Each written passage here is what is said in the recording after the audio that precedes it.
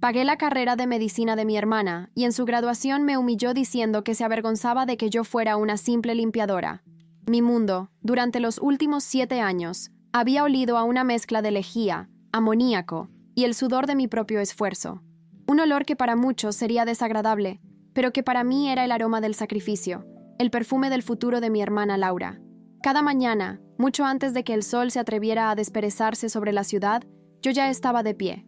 El frío de la madrugada se me colaba por los huesos mientras me ponía mi uniforme, gastado pero siempre impecable. Un café cargado, amargo como algunas de mis noches, y salía a la calle silenciosa, armada con mi carrito de productos y un corazón lleno de un único propósito: ella. Mi vida era un ciclo de fregar, pulir, barrer y vaciar las papeleras de otros. Limpiaba las oficinas de gente importante que nunca veía, gente que dejaba tras de sí restos de sus vidas ocupadas, tazas de café a medio, terminar, notas arrugadas, el rastro de un perfume caro. Yo era un fantasma que ordenaba el caos ajeno para que ellos pudieran seguir creando el suyo al día siguiente. Mis manos, antes suaves, se habían vuelto un mapa de callosidades y pequeñas cicatrices, las uñas perpetuamente cortas para que la suciedad no se acumulara debajo. Eran las manos de una trabajadora, manos que contaban una historia de esfuerzo incansable. No me importaba, no realmente. Cada músculo dolorido al final de un turno. Doble, cada fin de semana que pasaba trabajando en lugar de descansando, cada comida barata que me preparaba para ahorrar hasta el último céntimo. Todo era una inversión en Laura. Mis padres nos habían dejado demasiado pronto, y yo, como hermana mayor, sentí el peso de la responsabilidad como un manto sobre mis hombros. Laura era brillante, tenía una mente afilada y un sueño tan grande que casi podías tocarlo. Quería ser médico, quería salvar vidas. ¿Y quién era yo para interponerme en un sueño tan noble? Así que hice un pacto silencioso conmigo misma. Yo me encargaría de lo terrenal, de lo mundano, para que ella pudiera volar. Le alquilé un pequeño apartamento cerca de la universidad. Me aseguré de que su nevera estuviera siempre llena y pagué, una a una, cada matrícula, cada libro de texto que costaba una fortuna, cada cuota de laboratorio.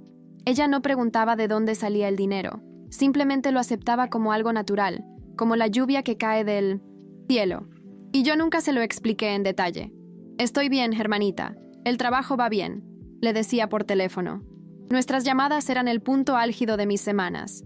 Ella me hablaba con entusiasmo de la anatomía, de la farmacología, de casos clínicos que la fascinaban.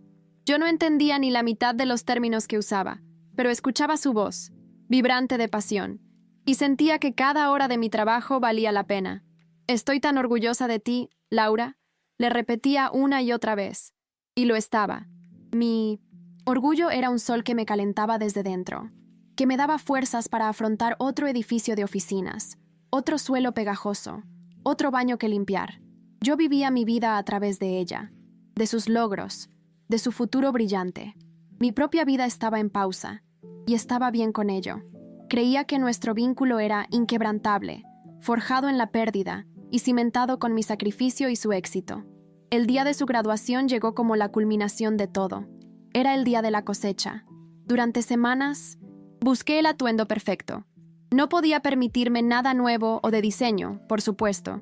Encontré un vestido sencillo, de color azul marino, en una tienda de segunda mano. Lo lavé, lo planché con un cuidado casi reverencial hasta que quedó perfecto.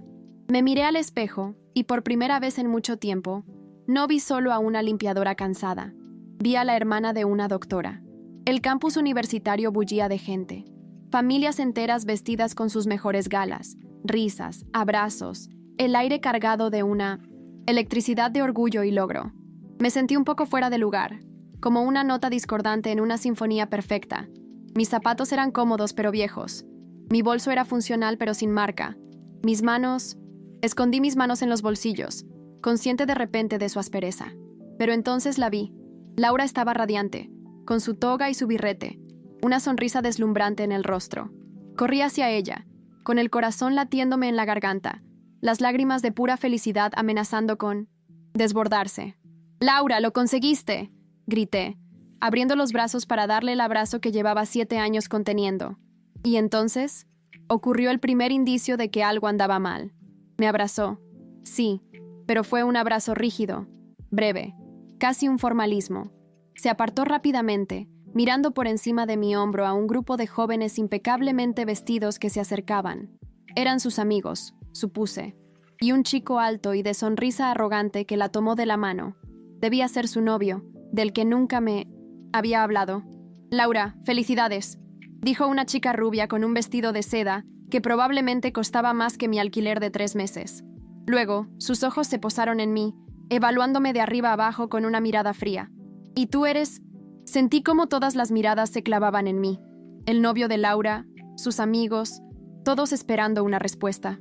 Miré a mi hermana, esperando que me presentara con el mismo orgullo que yo sentía por ella. Laura se humedeció los labios. Una extraña expresión, una mezcla de pánico y vergüenza, cruzó su rostro. Desvió la mirada, incapaz de sostenerme los ojos. Ella comenzó, y su voz fue apenas un susurro. Se aclaró la garganta, y dirigiéndose a sus amigos como si yo fuera un mueble, dijo unas palabras que destrozaron mi mundo en un instante. «Les pido disculpas. Ella es... mi hermana. Se empeñó en venir». Hizo una pausa, y la siguiente frase la pronunció con un desdén helado, como si estuviera hablando de algo sucio. «Es que ella es limpiadora. La... verdad, me avergüenza terriblemente que esté aquí». El aire se escapó de mis pulmones. El mundo a mi alrededor se ralentizó. Los sonidos se convirtieron en un zumbido sordo y lejano. Sentí un frío glacial extendiéndose por mi pecho, mucho más intenso que cualquier madrugada de invierno. ¿Vergüenza? La palabra rebotó dentro de mi cráneo, rompiendo cada recuerdo feliz, cada momento de sacrificio, cada gota de sudor. La chica rubia soltó una risita ahogada. El novio de Laura me miró con una mezcla de lástima y desprecio. Pero la peor parte fue la mirada de mi hermana. Cuando finalmente se atrevió a mirarme, no había amor, ni gratitud, ni rastro de la niña a la que le había prometido cuidarla siempre. Solo había una frialdad cortante, una súplica silenciosa para que desapareciera y dejara de manchar su día perfecto, su nueva vida perfecta. No dije nada. No podía. Las palabras se habían convertido en ceniza en mi boca. Simplemente asentí, una única vez, y di media vuelta. Me alejé de ella, de sus amigos, del sonido de sus risas, que ahora me parecían cuchillos. Caminé a través de la multitud feliz, sintiéndome más sola que nunca en mi vida. Cada paso era un martillazo en mi corazón. El viaje de vuelta a casa en el autobús fue una tortura silenciosa, con las lágrimas corriendo por mi cara sin que yo hiciera ningún esfuerzo por detenerlas. Llegué a mi pequeño apartamento, el lugar humilde que había sido mi santuario y mi celda. El olor familiar a productos de limpieza me recibió, pero hoy olía a fracaso. Me dejé caer en el sofá raído, y el dique se rompió. Lloré. Lloré por la traición, por la humillación, por los 7 años de mi vida que de repente parecían una broma cruel. Lloré hasta que no me quedaron más lágrimas, hasta que solo quedó un vacío helado y una rabia sorda que comenzaba a arder en las ruinas de mi corazón. Me levanté, con un nuevo tipo de determinación solidificándose dentro de mí.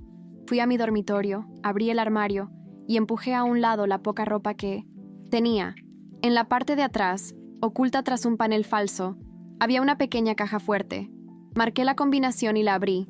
Dentro no había joyas ni recuerdos sentimentales.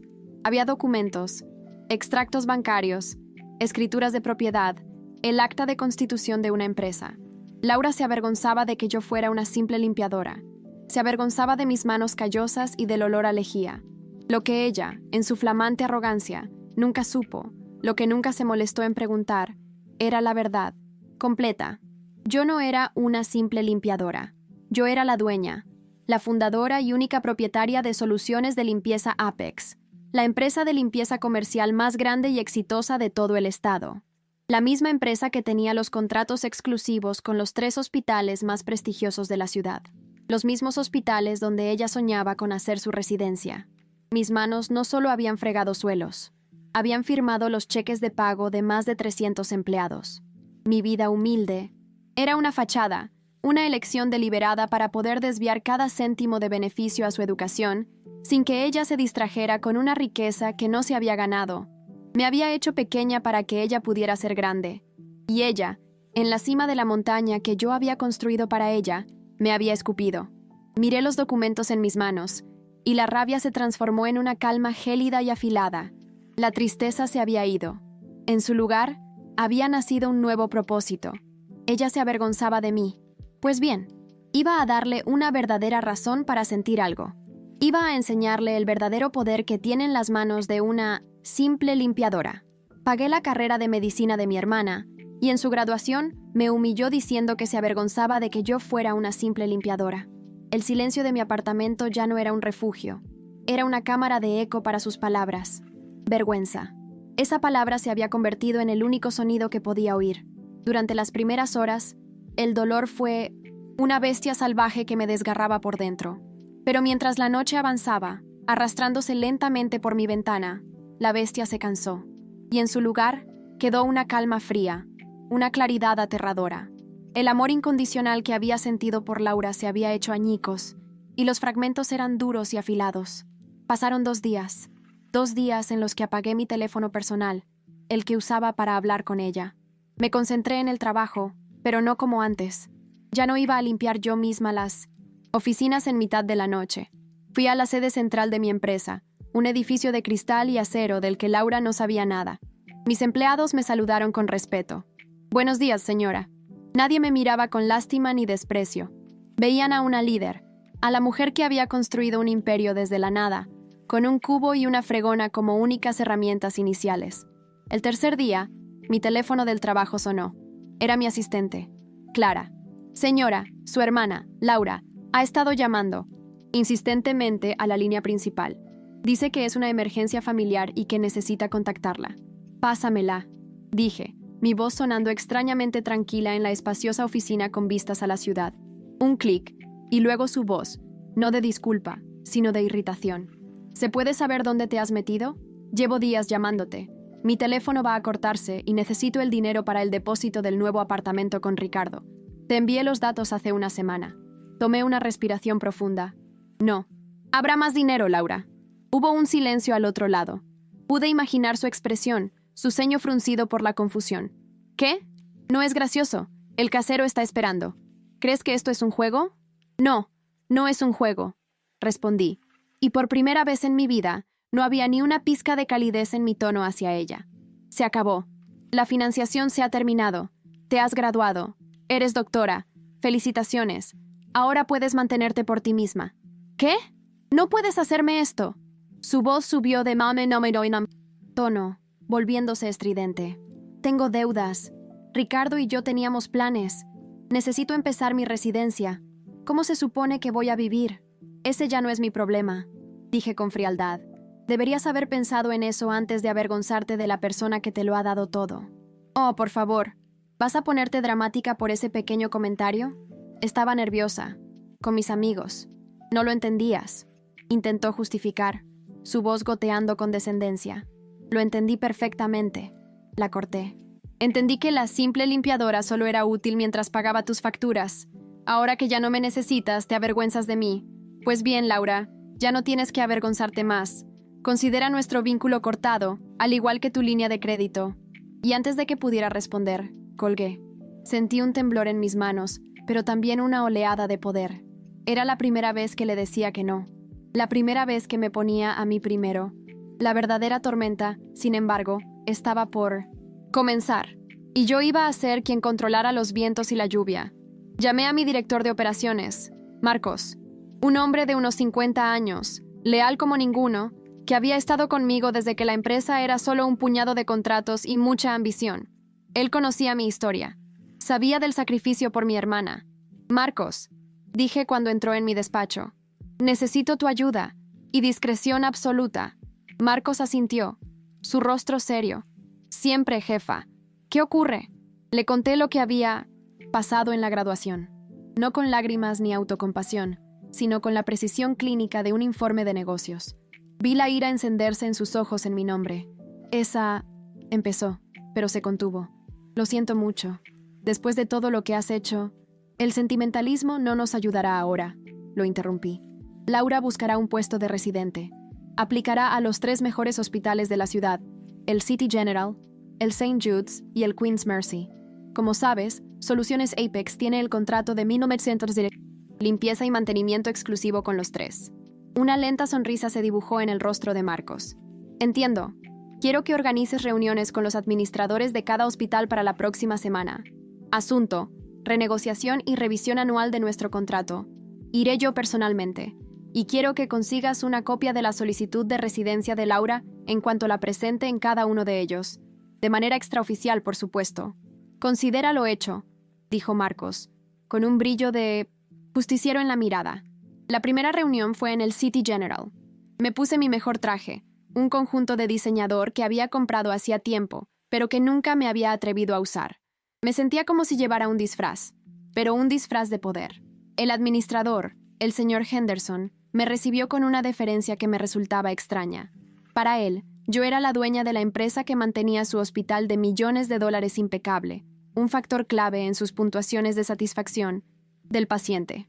Hablamos de logística, de nuevos productos ecológicos, de optimizar horarios, y entonces, de manera casual, dejé caer la bomba. Señor Henderson, dije, inclinándome ligeramente hacia adelante. La reputación lo es todo en nuestro negocio, tanto en el suyo como en el mío. La integridad del personal, desde el cirujano jefe hasta el conserje, refleja la integridad de la institución. Nosotros nos enorgullecemos de la verificación exhaustiva de nuestros empleados. Supongo que ustedes hacen lo mismo. Henderson asintió vigorosamente. Por supuesto, nuestros médicos deben ser intachables. Me alegra oírlo, sonreí, porque una institución tan prestigiosa no puede permitirse tener en sus filas a personas que carecen de carácter, de lealtad o de gratitud básica. Personas que desprecian el trabajo honesto, el mismo tipo de trabajo que mantiene sus quirófanos estériles. Una manzana podrida, como dicen, puede arruinar todo el cesto, y mi empresa no puede permitirse estar asociada con una reputación manchada. No mencioné el nombre de Laura. No necesité hacerlo. El mensaje fue entregado con la precisión de un bisturí. Nuestro contrato multimillonario era mucho más valioso para él que una residente recién graduada en 300. Unos días después, Marcos me informó de que la solicitud de Laura en el City General había sido rechazada sin entrevista. La razón oficial: un número abrumador de candidatos altamente cualificados. La llamada de Laura esa noche fue furiosa. «¡Fuiste tú!», gritó sin siquiera un saludo. «No sé cómo, pero lo hiciste. Me costaste el puesto en el City General».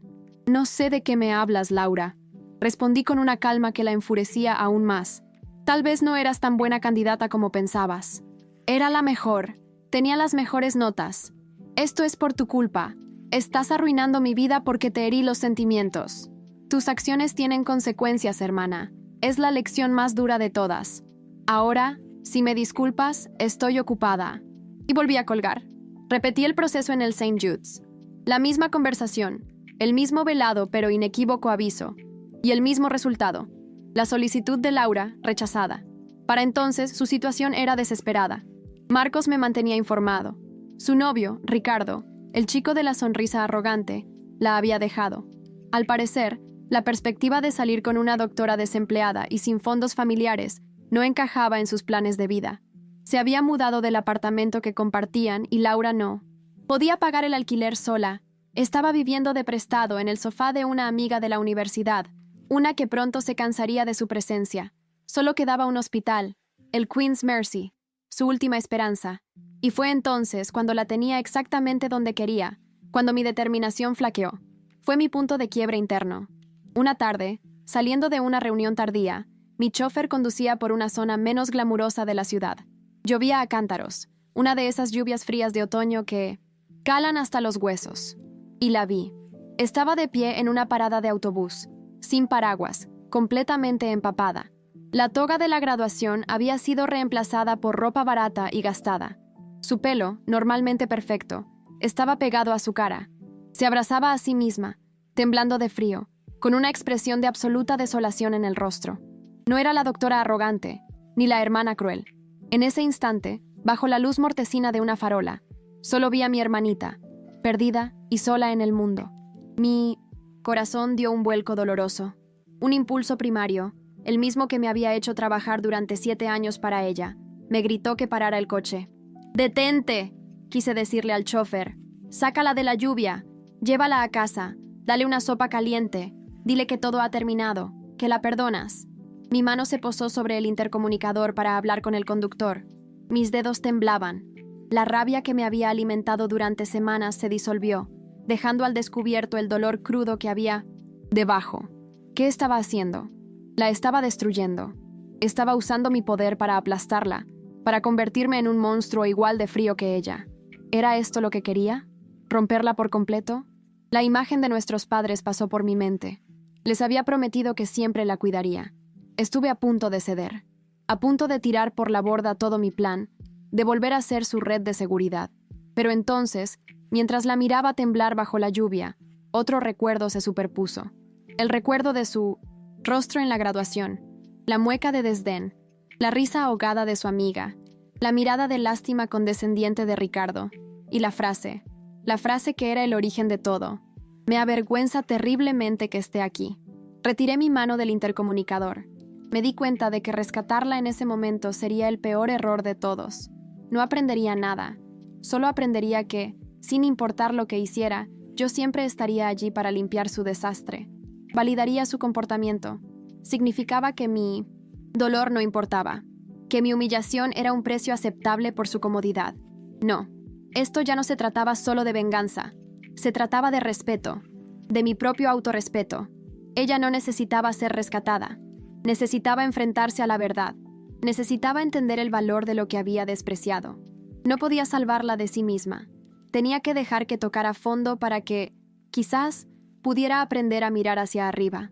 El coche siguió su camino, dejando atrás la figura solitaria en la parada del autobús.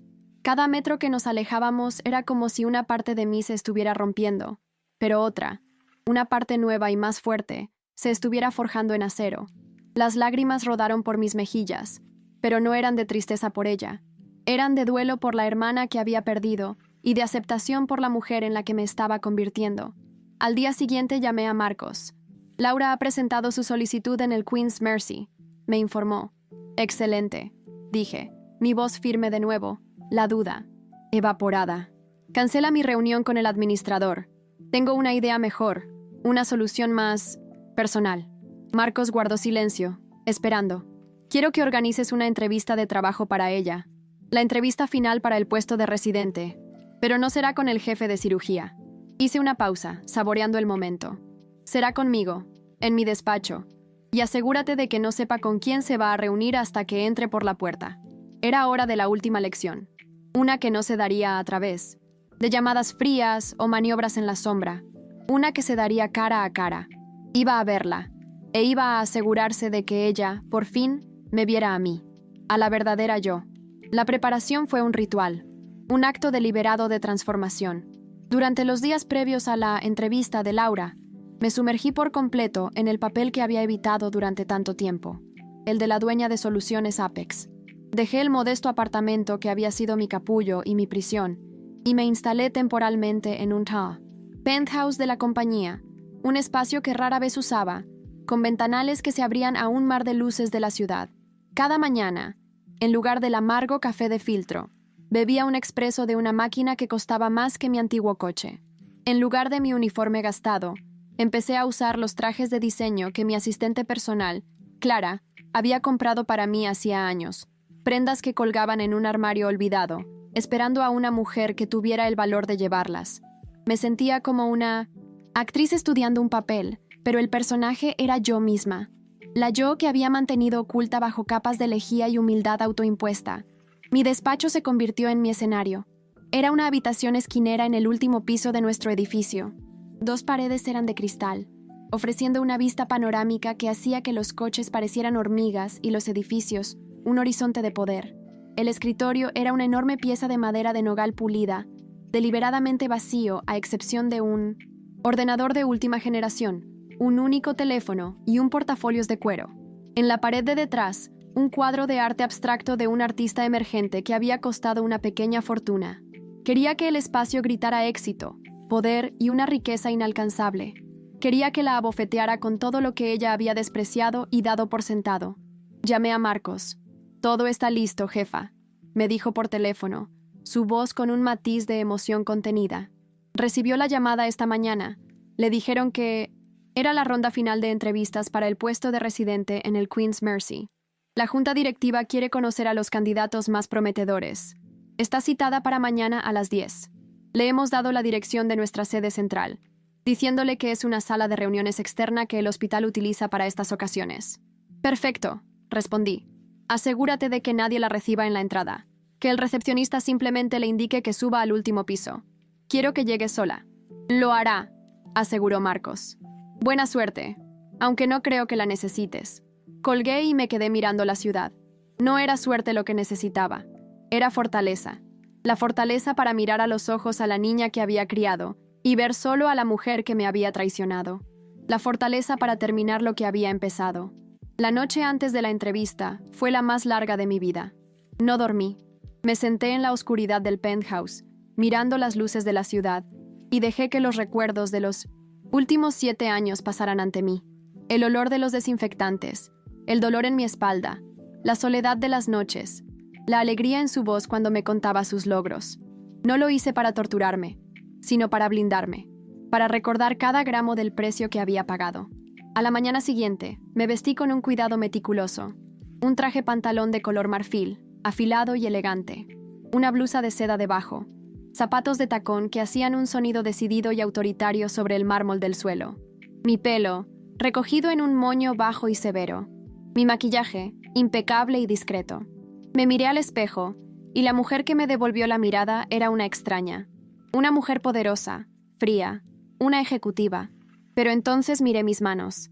A pesar de las manicuras recientes, aún podía ver la sombra de los callos, las pequeñas cicatrices que contaban la verdadera historia. Eran las manos de una limpiadora y las manos de una directora ejecutiva. Eran mis manos. Y por primera vez me sentí completa. Llegué a mi despacho 1 hora antes. Me senté detrás de mi enorme escritorio. Sobre la superficie pulida, coloqué un único archivo. Dentro, la solicitud de residencia de Laura, sus notas brillantes, su carta de motivación llena de aspiraciones nobles. Esperé. El silencio de la oficina era denso, expectante. A las 10 en punto, oí el suave sonido del ascensor llegando a mi planta. Luego, el sonido de unos pasos vacilantes sobre el suelo de mármol del pasillo. Se acercaban a mi puerta. Mi corazón empezó a latir con una fuerza sorda y pesada contra mis costillas. Este era el momento, el clímax de una tragedia de 7 años. La puerta se abrió. Laura entró con una confianza fabricada. Llevaba un traje sastre negro que le quedaba un poco grande, probablemente comprado de segunda mano y a toda prisa.